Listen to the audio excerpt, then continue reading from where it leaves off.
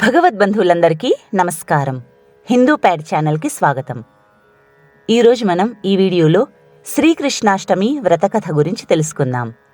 నారద మునీంద్రుడు బ్రహ్మనుగాంచి, ఓ మహాత్మా, భక్తుల పాలిటి కల్పవృక్షమా, నాయందు కరుణ ఉంచి శ్రీ జయంతి మహిమను, గోకులాష్టమి అనబడే శ్రీకృష్ణాష్టమి యొక్క మహిమను తెలుపుము. నేను భక్తితో దానిని ఆలకించి శాశ్వతమైన ముక్తిని పొందెదను అని అడుగగా, సకల లోకములకెల్ల సృష్టికర్తయే వెలుగు బ్రహ్మ నారదుణ్ణిగాంచి ఇలా అనెను, వత్సా, జయంతి యొక్క ప్రభావమును చెప్పెదను, ఆలకింపుము. జయంతి ప్రభావమును వినుట వలన, పఠించుట వలన మానవుడు జయమును పుణ్యమును పొందును. అతని సకల పాపములు క్షణములో నశించును. 7 జన్మములలోని పాపములు సైతము మటుమాయమైపోవును. అంతేకాక తరుగని పుణ్యము కలుగును. శ్రీకృష్ణ జన్మాష్టమి నాడు ఉపవాసం చేయువారికి పెక్కు యజ్ఞములొనర్చినంత ఫలము, పెక్కు తీర్థంబులందు స్నానమునర్చినంత ఫలము కలుగును. కపిల గోవులు 1000 ప్రతిదినము దానము చేయుటచే కలిగే పుణ్యము జయంతి నాడు ఉపవసించుటచే మానవుడు పొందగలడు. దినదినంబున పెక్కు 1000 కోట్ల రత్నములను, లెక్కలేని ఏనుగులను, లెక్కలేని గుర్రములను, కోట్ల కొలది కన్యలను దానము చేసినంత ఫలము జయంతి నాడు ఉపవాసము చేయుటచే పొందవచ్చునని మునీంద్రులు పేర్కొన్నారు. జయంతి ఉపవాసము వలన కురుక్షేత్రమున లెక్కలేని బంగారు బిందెలు సంగుటచే కలిగే పుణ్యఫలము, గురువు, బ్రాహ్మణులు, ప్రభువు వీరి నిమిత్తము ప్రాణములు వీడు వారికి కలిగే ఫలము నిక్కముగా కలుగును. నొచ్చిన వారి ఆపదలు తొలగించుట వలన కలిగే పుణ్యఫలము, తీర్థయాత్రలొనర్చే వారికి కలిగే పుణ్యము, సత్యము తప్పని వారికి కలిగే పుణ్యము, అమావాస్యలందు పితరులకు తర్పణాదులు సంగే వారికి కలిగే పుణ్యము, గంగా యమున నదులయందు, నర్మదా నదియందు, సరయు చంద్రభాగా నదులయందు మరియు అనేక పుణ్యనదులందు స్నానమునర్చు వారికి కలిగే పుణ్యము, ద్వాదశులందు బ్రాహ్మణ భోజనాదుల వలన కలిగే పుణ్యము, కృష్ణ జన్మాష్టమి దినంబున ఉపవసించి రాత్రి జాగరణముండుటచే కలుగును. తొల్లి అంబరీష మహారాజు, శిశుపాలుడు, గాధి మహారాజు మరియు బెక్కన్రు రాజులెందరో జయంతి నాడు శ్రీకృష్ణుని ప్రీతికై ఉపవాసములొనర్చి రాజ్యముంబడసి భూమండలమెల్ల పరిపాలించి శాశ్వత గతిని పొందారు. వాలఖిల్యాదులైన మహామునులు, వశిష్ఠాదులగు మహర్షులు జయంతి నాటి ఉపవాసము చేత విష్ణులోకమును పొందారు. గౌతమ మహాముని, గార్గ్యమునీంద్రుడు, జామదగ్ఞముని, శ్రీమద్ రామాయణమును రచించిన వాల్మీకి ముని మొదలగు మునీంద్రులందరూ శ్రావణ బహుళమున అష్టమి, రోహిణి సమేతముగా వచ్చే శ్రీకృష్ణాష్టమి జయంతులయందు ఉపవాసములొనర్చారు. ఆ దినముననే శ్రీ మహావిష్ణువు ప్రీతికై ఉపవాసాదులొనర్చవలెను. అట్లొనర్చుట చేత జన్మాంతరములందలి పాపములు, బ్రహ్మహత్య మున్నగు పాపములు నశించెడివి. జయంతి ఉపవాసము వలన 1,000,000 జన్మములందలి పాపములైనను, తెలిసి తెలియక చేసినవైనను 1 అరజాము లోపల నశింపగలవు. జయంతి నాడు భోజనము చేసినవాడు శూద్రాన్నము, శవము చేతి అన్నమును తిన్నంత పాపమున పడిపోవును. శ్రీకృష్ణాష్టమి నాడు ఉపవాసం చేయని వానికి బ్రహ్మహత్య, సురాపానము, గోహత్య, స్త్రీవధము మొదలగు మహాపాపములొనర్చిన వారి పాపము కలుగును. ముల్లోకములలోని వారి పాపము నొడిగట్టును.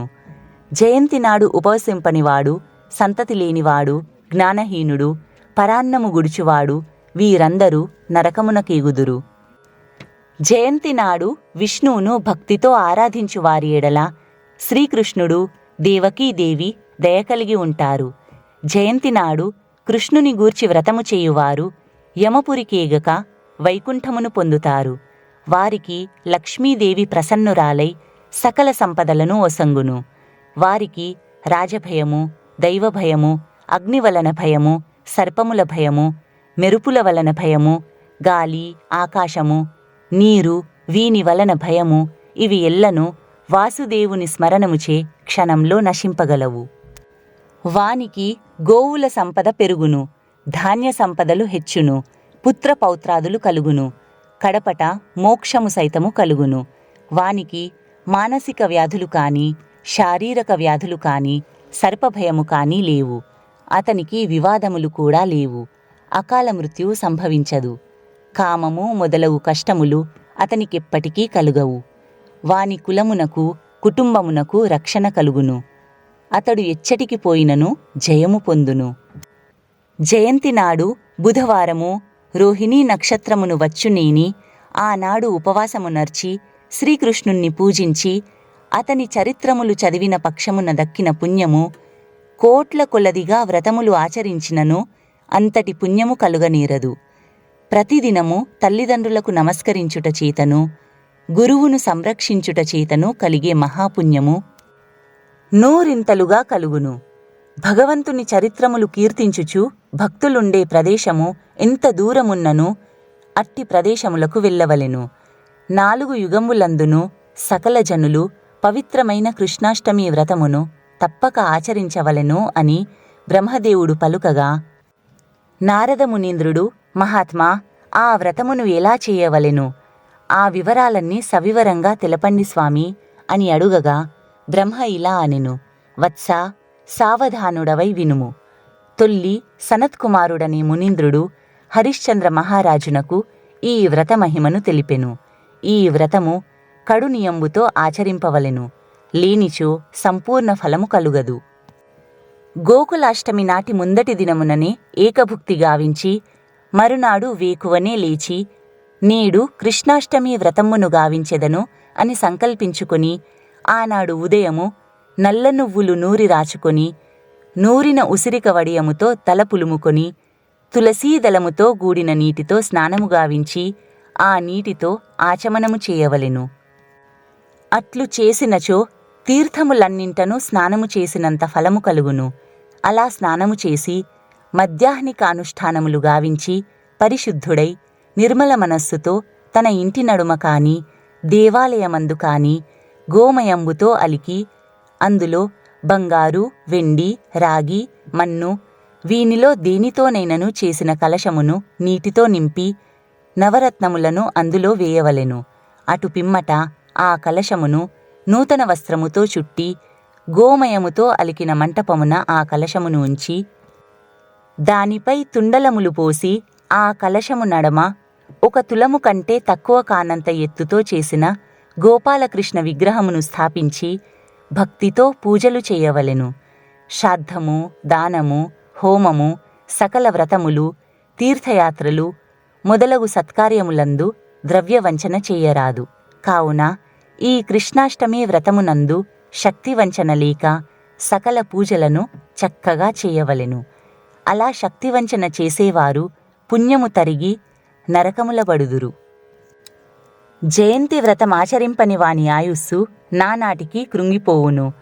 ఆచార్యులొనరించు గురూపదేశమును వినక స్వేచ్ఛగా తిరుగుచు దక్కిన ధర్మములెన్ని చేసిన వాడైనను నరకమున పడును. ధర్మార్థ కామముల గోరునట్టి మానవుడు ఈ వ్రతమును చేసి దీనికంగముగా షోడశ మహాదానములను శక్తి కొలదిగా చేయవలెను. లోకనాయకుడగు శ్రీ విష్ణుమూర్తి దేవకీ గర్భంబున జన్మించినప్పుడు శ్రీకృష్ణావతారుడైన ఆ భగవంతునికి జాతకర్మ నామకరణాది క్రియలను జరుపనగును. ఆ రాత్రంతయు 4 కాలములందు పురాణోక్త విధానంబున వేదోక్త విధానంబున శ్రీకృష్ణునికి షోడశోపచార పూజలు సలుపవలెను. బ్రాహ్మణులను దక్షిణ తాంబూలాదులతో సత్కరించవలెను. అలా సత్కరించి యావల దేవమాతయగు అదితింగూర్చి సకల పాపములను పోగొట్టునట్టి ఓ దేవి, సంసార సాగరము నుండి భీతుడనై నిన్ను శరణుజొచ్చితిని. నేను ఒనర్చే పూజలనుగొని దేవతల ఏడ ప్రసన్నురాలవైనట్లు నా ఏడ కూడా ప్రసన్నురాలవు కమ్ము. మహావిష్ణువు నీ గర్భవాసంబున జన్మించుటచే నీకు ఎంత ఆనందము కలిగెనో అంతటి ఆనందము నాకు కూడా ఒసంగుము. నాకు నీ సుపుత్రుని చూపుము అని అదితిని ప్రార్థించి తరువాత భగవంతుణ్ణి ఈ విధంగా ధ్యానింపవలెను. ఓ సర్వవ్యాపియగు భగవంతుడా, నీవెన్నో అవతారములనెత్తితివి. ఆ అవతారముల మహిమ ఎవరు ఎరుగగలరు? బ్రహ్మాది దేవతలు సైతం నీ మహిమను ఎరుగజాలనప్పుడు మానవులు ఎలా ఎరుగగలరు? సంసార భయమును తొలగించినట్టి ఓ మహాత్మా, పాపములను పోగొట్టి నా ఇష్టములను తీర్చునంత దయ ఒనరింపుము. అని భగవంతుణ్ణి పూజించి తులసి తోడగూడిన జలమును పాత్రమునందుంచుకొని చంద్రోదయము కాగానే శంఖముతో నీటిని గైకొని గంధపుష్పాక్షతలతో కూడా చంద్రునికి అర్ఘ్యము ఒసంగవలెను. అలా చంద్రునికి అర్ఘ్యమును ఒసంగేటప్పుడు పాలకడలియందు పుట్టినవాడా, రోహిణీ సమేతుడవై నేనొసంగే అర్ఘ్యమును గైకొనుము. వెన్నెలరేడా నీకు నమస్కారము, వెలుగురేడా నీకు నమస్కారము, రోహిణీ ప్రాణనాథుడా నీకు నమస్కారము, అమృత కిరణములవాడా నీకు నమస్కారము అని ఈ మంత్రమును చెప్పుచు అర్ఘ్యము విడువవలెను. తరువాత శ్రీకృష్ణమూర్తికి ఎలనీటితో శంఖము మూలమున అర్ఘ్యము ఒసంగవలెను. వసుదేవునికి దేవకీదేవికి నయనానందకరునిగా జన్మించిన ఓ మహాత్మా, భక్తుల కోరికలను తీర్చు చింతామణి అయినవాడా, దుష్టుడగు కంసుణ్ణి, దుష్టులగు కౌరవులను, దుర్యోధనాదులను సంహరించి భూమి బరువు తగ్గించుటకు, శిష్టులగు పాండవులను సంరక్షించుటకు బుడమియందు అవతరించిన వాడవైన ఓ పురుషోత్తమా, నేనొసంగునట్టి అర్ఘ్యమును గైకొనుము అని చెప్పుచు శ్రీకృష్ణ పరమాత్మకు అర్ఘ్యమునొసగి పెరుగు, గరిక, అక్షతలు వీనితో కూడిన అర్ఘ్యమును చంద్రునికి ఒసగి చంద్రాస్తమానమగు వరకు జాగరణము చేయవలెను. అర్ఘ్యదానముచే కలిగే పుణ్యము ఎంతో చెప్పెదను, ఆలకింపుము. సకల రత్నములతో నిండిన భూమిని దానము చేయువానికి కలిగే అంత పుణ్యము ఆ అర్ఘ్యదానము చేయువానికి కలుగును. ఇలా శ్రీకృష్ణుణ్ణి పూజించి భగవద్గీత మున్నగు పవిత్ర గ్రంథాలను పఠించుచు ప్రతీ జామున ధూపదీప నైవేద్యాదులతో షోడశోపచార పూజలను సల్పుచు ఆ రాత్రి గడుపవలెను. ఆ కృష్ణాష్టమి నాడు సకల దేవతా ప్రీతికై శ్రీకృష్ణ వ్రతంబు సల్పి భగవద్గీత పారాయణము చేయుచు ప్రొద్దుబుచ్చినచో కోటి జన్మములందు చేసిన పాపము గడ్డివామి వలె మాడిపోవును.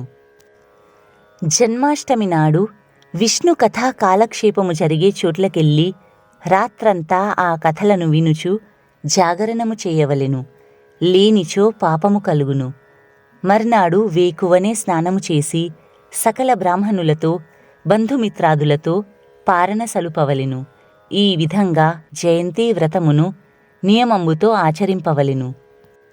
స్త్రీలైనచో పురుషులచే 21 మారు ఈ వ్రతమును చేయింపవలెను. అలా చేయించిన స్త్రీకి దారిద్ర్యము కలుగదు, వైధవ్యము సంభవించదు.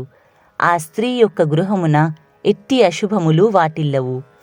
28 కోట్ల ఏకాదశుల ఉపవాసము చేసినంత ఫలము జయంతి నాటి ఉపవాసముచే కలుగును.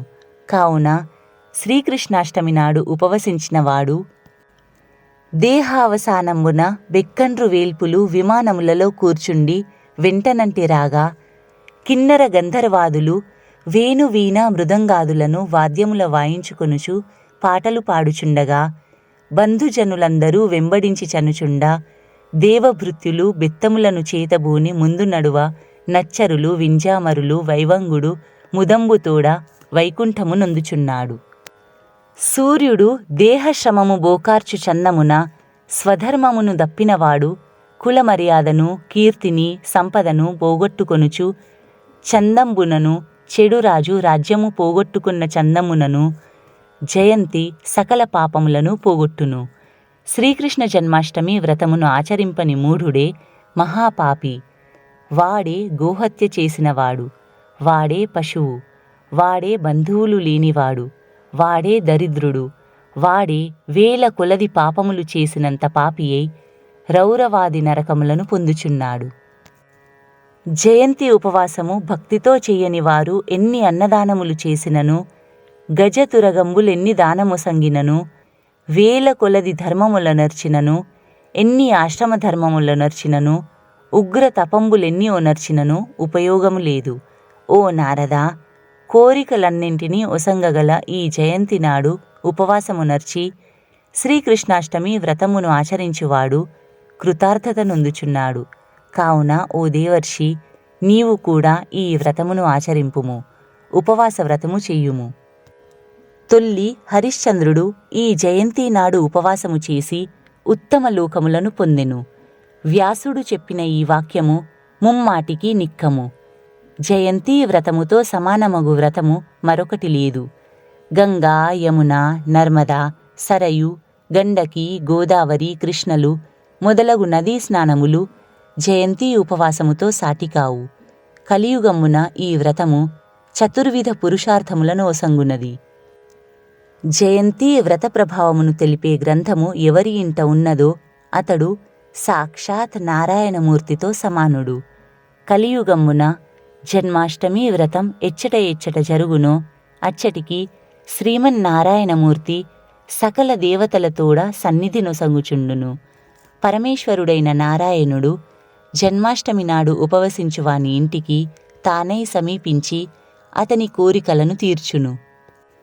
కలియుగంబున ఈ వ్రతమును భక్తితో ఆచరించువారికి సకల పాపములు నశించును. వేదములన్నింటియందు పేర్కొనబడిన పుణ్యము కలుగును. వారు సూర్యచంద్రాదులున్నంత వరకు నరకమునకు పోలేరు. జయంతి నాడు బ్రాహ్మణోత్తములను పూజించి వారికి 7 జన్మములందు చేసిన పాపము వెంటనే నశింపగలదు. కావున సంసార సముద్రము నుండి తరింపచేయగల జయంతి వ్రతమును ఆచరించి జాగరణముండు వారికి 1000 గోవులను, 100 తిలరూపమైన గోవులను, 60 తులముల బంగారమును దానము చేసిన వారికి కలిగే ఫలము కలుగును. కావున ఈ వ్రతమును ఆచరించి భక్తితో ఆచార్యునకు దక్షిణ తాంబూలాదులతోడ శ్రీకృష్ణుని ప్రతిమను శ్రీకృష్ణః ప్రతిగృహ్ణాతు శ్రీకృష్ణో వై దదాతి చ శ్రీకృష్ణస్తారకోభాభ్యాం శ్రీకృష్ణాయ నమో నమః అనే మంత్రమును చెప్పుచు దానము చేయవలెను. అలా చేయుటచే 1,000,000 జన్మములందు నర్చిన పాపము నశించును. ఇట సకల భోగములను అనుభవించి పుత్రపౌత్రాది సంపదలను చెంది తుదిని శాశ్వతమైన బ్రహ్మానందము నొందును. ఓ నాలుక, నీవు శ్రీకృష్ణుని పాదారవింద మకరందమును గ్రోలుము. శ్రీకృష్ణ నామామృతమును ద్రావుము. బ్రహ్మానంద రసము పీల్చుము. కేలు దమ్మిచే నడుగు దమ్మిని మోము దమ్మియందు నుంచుకొని మర్రి ఆకుపై పరుండియున్న శ్రీ బాలకృష్ణుణ్ణి నమస్కరించెదను. ఓ మహాత్మా, నా యునర్చు కర్మలలో లోపంబులున్నను వానిని మన్నింపుము. నేను త్రికరణములతో బుద్ధిపూర్వకముగనో తనంతటనో చేయునన్ని కార్యములు శ్రీమన్నారాయణమూర్తికే అర్పించెదను అని చెప్పుచు సకల క్రియలను చేయవలెను అని బ్రహ్మ ఉపదేశించిన ప్రకారము నారదుడు ఈ వ్రతమును ఆచరించెను. సకల జనులు నారదుని వలనే దీనిని ఆచరించి సకల పాపములను పోగొట్టుకొని పుణ్యమును పొందుదురుగాక. శ్రీ బ్రహ్మాండ పురాణంబున బ్రహ్మ నారద సంవాదమున శ్రీకృష్ణ జన్మాష్టమి వ్రతకథ సంపూర్ణం.